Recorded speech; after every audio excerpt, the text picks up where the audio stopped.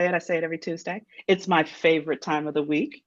Tuesdays, 6:30 Eastern Standard Time, because I get the most phenomenal opportunity to share with you experiences, nuggets of wisdom, things that you can really put in your toolbox along your career journey. And you can already tell, for those of you who might be out there on the book circuit and you follow phenomenal women, you might already know this phenomenal lady. And I'm not going to take much more time away from this discussion because it's going to be phenomenal.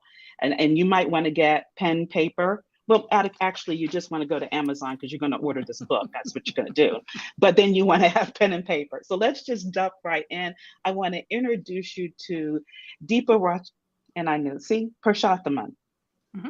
Deepa Purushothaman. Right. Yep. Thank you. And so you guys know I'm all about names because names are important and you got to respect and pronunciate. And Deepa is the co-founder of Information, a company for women of color by women of color.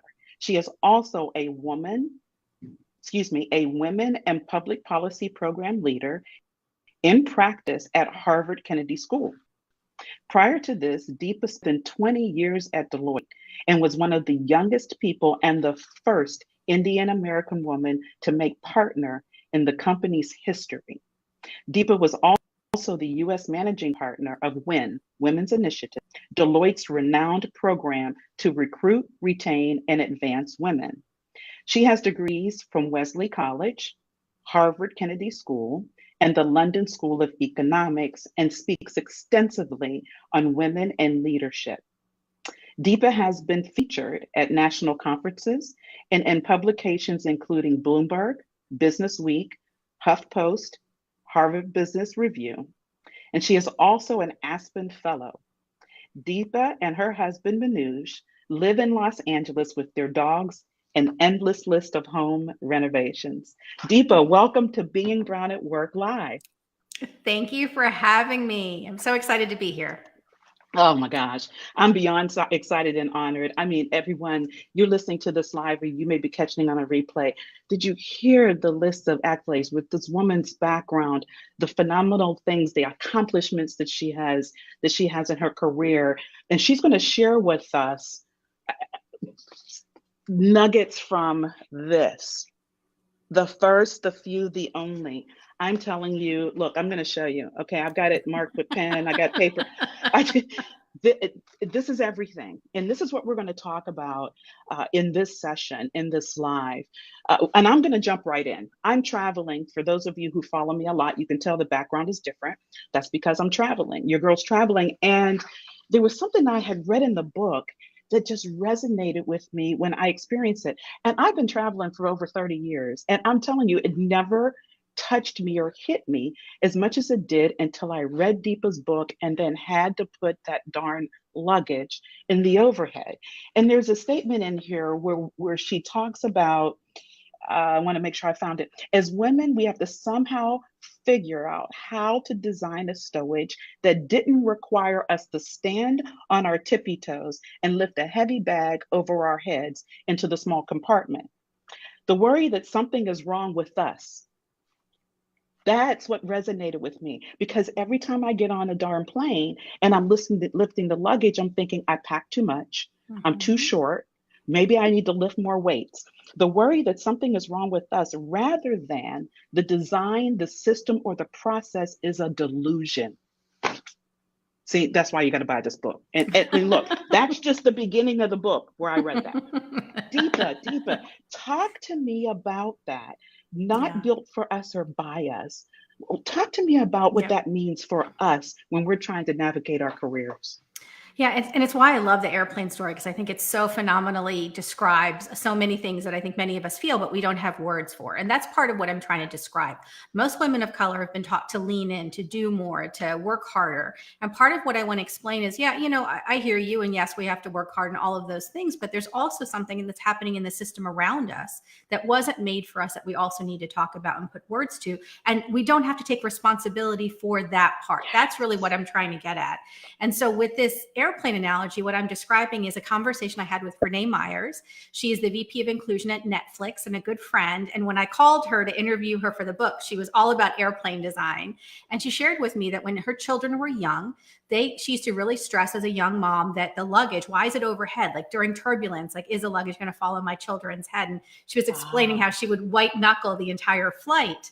Yeah. And I jumped in right away because when I was a partner at Deloitte, I would fly sometimes 3 cities a week. And so 6 times a week, I'm putting my luggage up, luggage down. I'm 5'1". And so just like you, I get there, I'm uncomfortable. I can't get it up. I'm wearing the wrong shoes. I pack too much, all of the things. And what I started to share with her is I worry about that 30 minutes before I get on the plane. And it's such a great example because that sense of not belonging that we talk about in workplaces, I feel that before I enter the plane and 30 minutes before I deplane. And that is really what we're describing that people don't understand. When workplaces aren't created for you, that sense of how am I going to maneuver that? How am I going to navigate that? What am I going to do? Starts early. And it's just this really small space that no one thinks about. And our experiences as 2 women of color, hers as a mom and me as a, height challenged, short woman are not the same as maybe the gentleman sitting next to me who's, 5'8", 5'10" and taller. They don't even think about these things. And I know that now of having hundreds and hundreds of these discussions. Yeah. And so it's just to explain that the experience is different. And when I went and did the research, I found that only 2 or 3% of designers were women. So it makes sense when those airplanes were designed, mothers, women, other people weren't in those conversations. And so, it doesn't work for us in the same sorts of ways. But what's so interesting is most people like you have never thought about that until I pointed out or they've read this story. And so that's part of what I'm trying to explain, that corporate America or workplaces are not meritocracies. They don't show up the same for each of us. They show up differently. And yet there's never been space to talk about that. It's almost like people get sometimes offended when I use that wording. It's like, don't say that. I'm not saying that you're wrong as a result of it. I'm saying, let's make some changes so it does work for more of us. Exactly, in the future, Deepa. Let's make it better. It's a conversation. It's not an accusation. So. That's it. And how can you make the changes if you don't share how our experiences are, if you don't talk about it? It's that fear of, oh, don't say that. Oh, did I offend you? No, we need to have this conversation, which is why I started Being Brown at Work Life. I mean, it's so important. We can't shy away from it anymore. We have to bring it to the forefront. And I love how you did it. That story, like I said, that story just resonated with me. So Deepa, if you could share with us your experience of being the first. I mean, I read in your bio to everyone, you were the first Indian American woman to make it partner at Deloitte in its history. So share with me your experience with being the first. Yeah, I think that there was always a lot of opportunity in being a first, but I think what we don't often talk about is the loneliness or the alienation. And I interviewed over 500 women of color in writing the book. And, I talked to a lot of trailblazers. And what we don't talk about is the shadow side of trailblazing or the cost of it. And part of why I wanted to write the book in my own experience was similar to the airplane story, a lot of what I felt or what I was trying to navigate felt like it was my own or, issues with me or my own imposter syndrome. And I think so much of what happens to women of color, Black and brown women in particular, is we have grown up in systems, not just work systems, but grown up in school systems and grown up in cultures where we're not seen and heard, where our voice doesn't matter, where our stories are minimized and diminished or erased. And as a result of that, I think a lot of us don't always feel like we belong. So for me, although I had a magical path and amazing opportunities, I think I was always looking for role models that looked like me. I was always wondering, do I belong in these, spaces, these schools that I went to, these, places I walked in, and trying to make space for my full voice and my own experience, which felt different. I don't know that I felt so much about the women and women of color issues at work. My issue was much more, I made partners so young that I had a lot of ageism challenges. So I was always asked, where is the partner? Where is the partner? Where is the person in charge?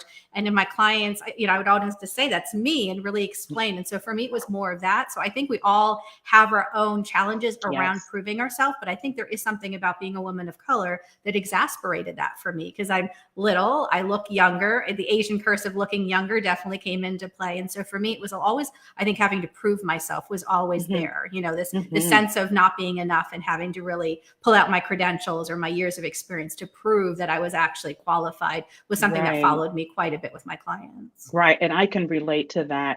And like you said, most of us, brown and black women in particular, because it's in every aspect of our lives. Mm-hmm. When we went to school, how we were raised, even. Mm-hmm. I had a Yes. previous guest last week who was Philippine, and she talked about how she was raised and how that her cultural background, some it harmed her career a little bit, Yeah. right? And she had to unlearn some things. Mm-hmm. So I mean, that is extremely critically important. And you shared something about proving worth and things that we tell ourselves. I'm going to read another part of your book that really resonated with me. Personal delusions are just as dangerous as corporate delusions.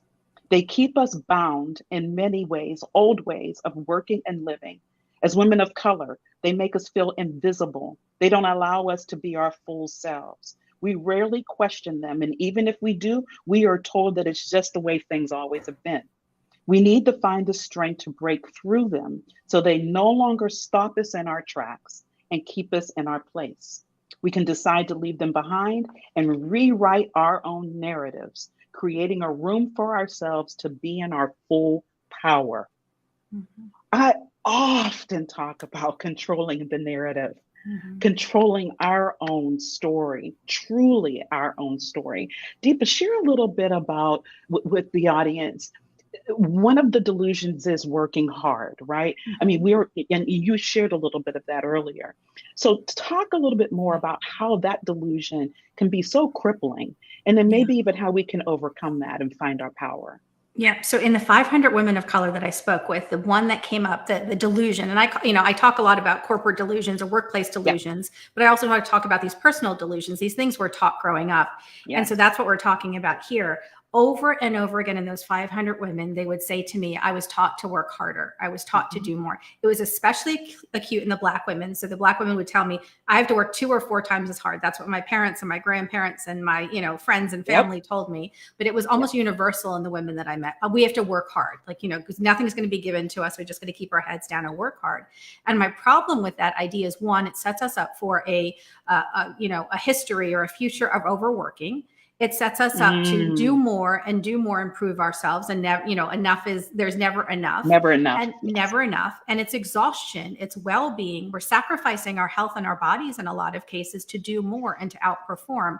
And it also suggests if you work harder, it'll be okay. Back to that, concept of meritocracy. And many of the women of color I meet are facing things like racism and discrimination and stereotypes, and working harder isn't going to erase those things. And so I just think it sets us up in a really bad place. It's funny. I just penned an op-ed yesterday around graduation feedback. And what I'm saying in that is the most dangerous feedback we can give our newly graduating women of color is this work harder, message, because I think it's wrong. I Yes. just think it's Oh my toxic in a lot gosh. of ways, right? It's so bad. And so that's really what that's getting at. And what I'm suggesting in the book and my work is really about is there are messages we need to shed because they don't serve us as women or as individuals.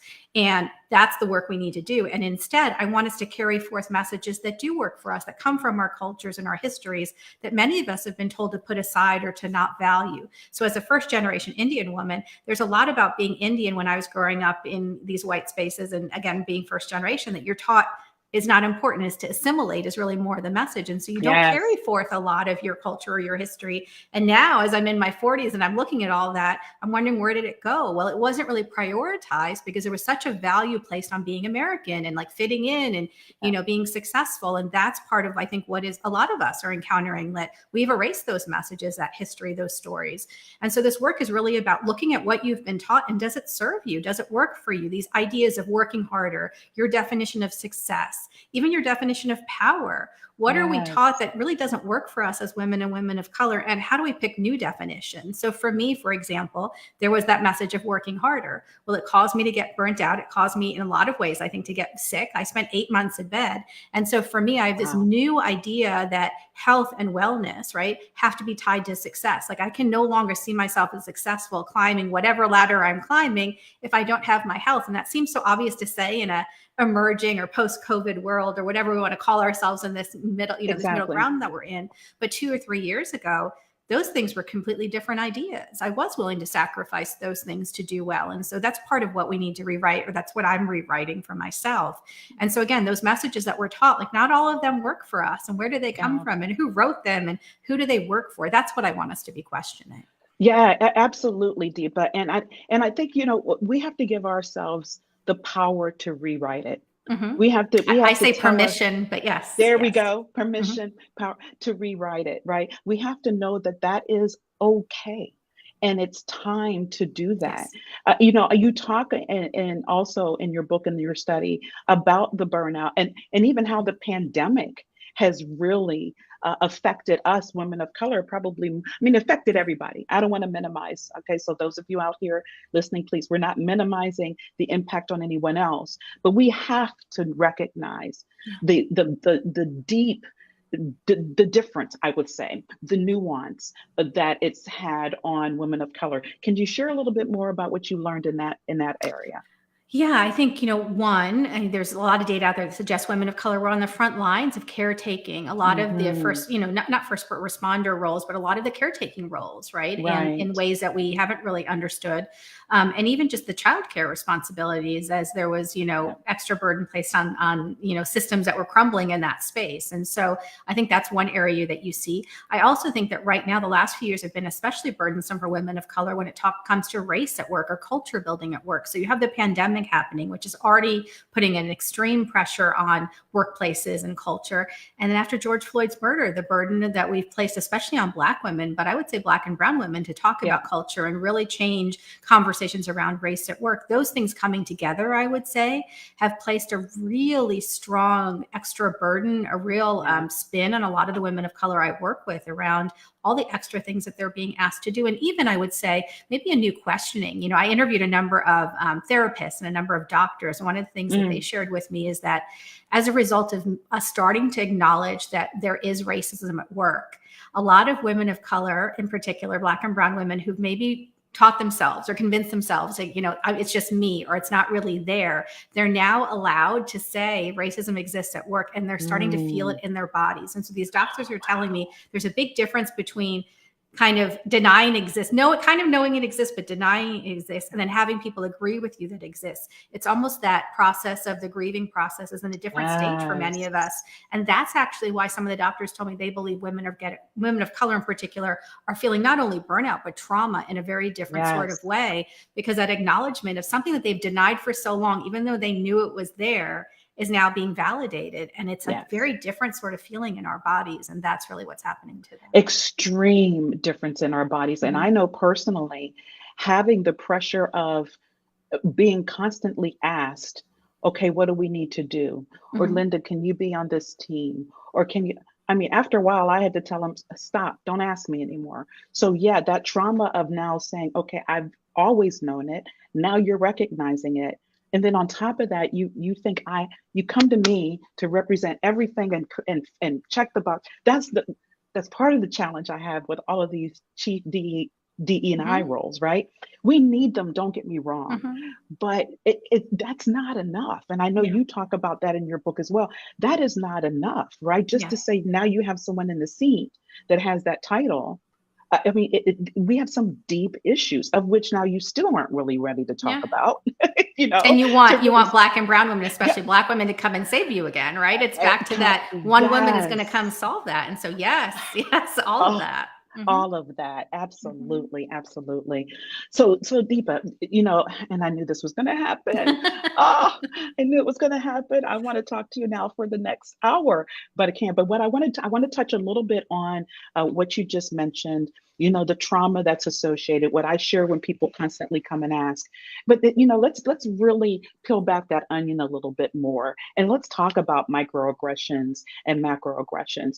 What would you say, based on your experience and the people that you've spoken to, even if you talked to the doctors about this, which I'm sure you probably did, but the women that you spoke to, what's the best way to respond to these microaggressions and macroaggressions? Yeah, I think one is, and I've learned this over time, it's deciding what your boundaries are. So I don't want women of color to respond to every single thing that comes up. And I Right. also want to say for your listeners who are not women of color, I sometimes now will say, like, you're going to face a microaggression or racist incident in the next 6 weeks or 6 months. And women will stop me and say the next 6 days, right? Or the next 6 hours. Yes. I think we underplay how often it happens. So it is a constant, if not daily, sort of situation for many of us. And so I want to acknowledge that up front.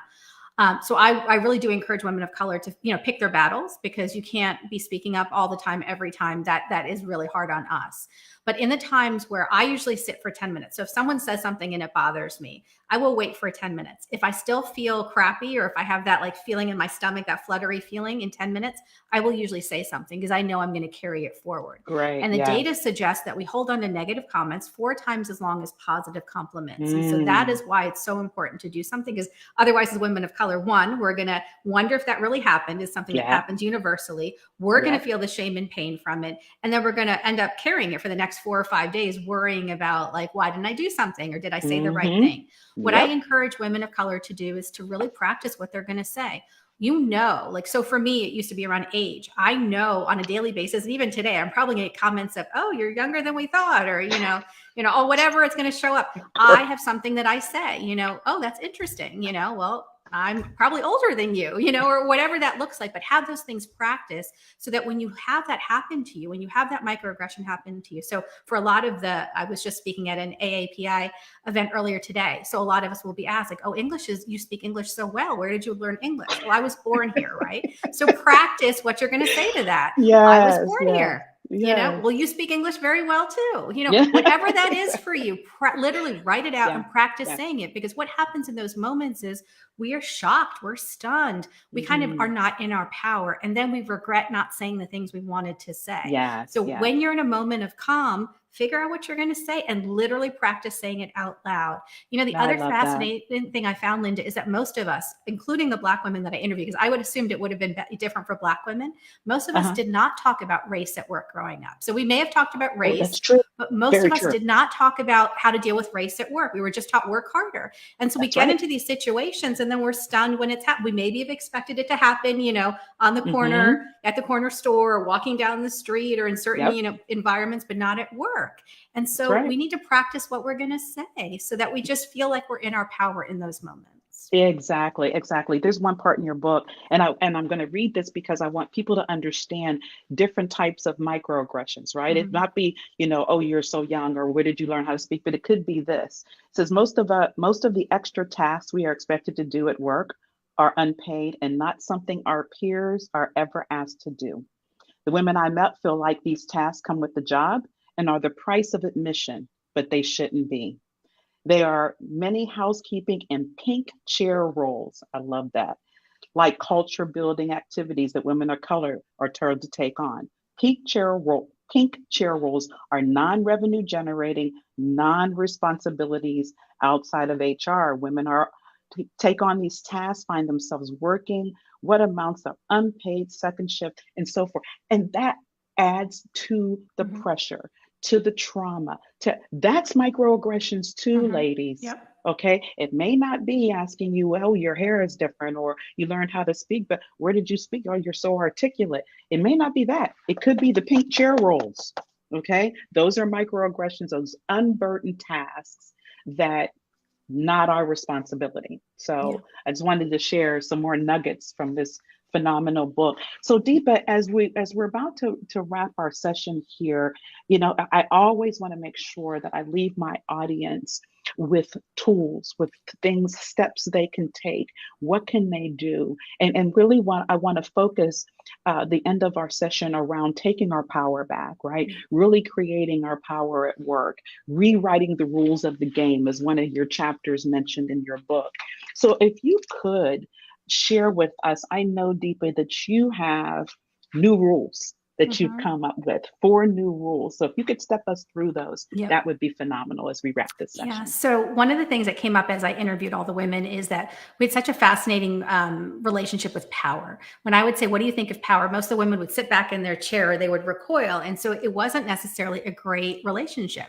There was this negative association with power in women of color. And so I wanted to unpack that, because most of us, again, have been taught what power is from these handful of books, right? Power is top down, power is aggressive, power is take all, it's competitive, it's eat or be eaten, are these kind of slogans we've all been taught. And yet we don't ask, like, who does that serve? And what is that really the case? And so what I wanted to do was to really write a new definition of power that worked for us, a new kind of relationship that women of color could have with power. And when I would ask women of color, so like, how do you want power to be, or what could it look like? I would hear things like, it's inclusive, it's expansive, it's power for good, it's power for all. And so I started in the last chapter to lay out some new principles of power. And I started with 4. And one is that, power can be redone. And so this idea, many of us have been taught, we just have to inherit the systems around us. We just have to accept how things are. And I interviewed a lobbyist, a Black lawyer and lobbyist and judge, Marion. She said to me, have you ever heard the saying, long live the king? And she said that used to be said in olden days when a king dies and a new king is put into place. And that is the transition of power in those words, right? King has died, long live the king. And she said that is people giving power to the institutions, power to the process. And we have that power. And we had this really amazing conversation about anything that has come before can be redone or can be undone. And so that's one of the definitions of power.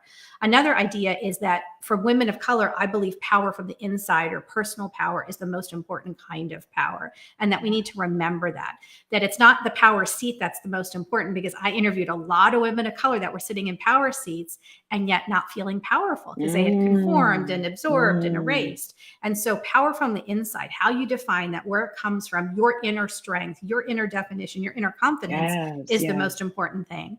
Another is, I interviewed Stacey Brown Philpott, and she said to me, her family had just gotten a dog the week that I interviewed her, a puppy.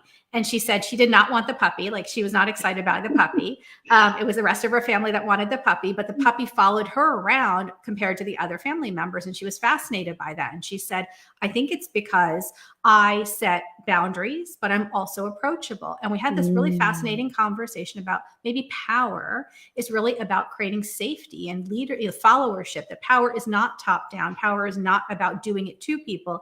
It's about creating spaces, and so as leaders listening to this conversation, maybe it's about creating spaces where women of color and people of color can be in full voice, can express themselves, can tell you what's not working. And I would tell you right now, very few workplaces are like that.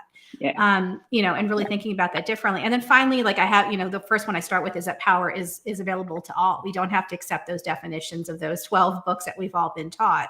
And so it's this idea that power really is something that can be reshaped and can be used for good. And I think in this moment more than ever, coming out of and emerging from COVID, where we're questioning everything about who we are as a species and who we are as people and the space we want work to take up in our lives. This is the moment to talk about power and how do we want to use it and what are we using it for? And, a lot of the women of color I interviewed and spoke with also said that their success and their power was collective. It wasn't just about me getting to the seat. It was about who else was I bringing with me. Can I bring? Such a key part. And so it is different for us. Power and rising and success are different for us because of the communities we've come from, but we haven't really figured out how to bring that fully with us. And so that's what some of the conversation I wanted to break open was as I concluded the book. So it's just a start of the rules of power that I think will work for us, but I'm hoping it starts a conversation about what do we want power and success to look like and how are we going to make it look that way as all of us are starting to really sit in these powerful seats. How are we going to rewrite the game and rewrite those rules? Because we can, to your point, it can change. Deepa, this was phenomenal. This was just excellent. I am so honored. Thank you for spending time with me today. Look, those of you, if you're catching this live, we'd love to see your comments. If you're catching this on the replay, put some comments in there as well. Deepa can be contacted on LinkedIn. You definitely want to go pick this up. No, I'm telling you, no doubt about it. Pick it up. It'll be so worth it. As I shared with her, I found it extremely valuable because it gives you some hows. It's not just the what's, and even some whys, but it gives you the how, which is so, so important. Deepa, again, thank you for taking time out of your busy, busy schedule to spend it with Being Brown at Work Live. I'm forever grateful for this. Thank you for having me. Such a great conversation. Thank you.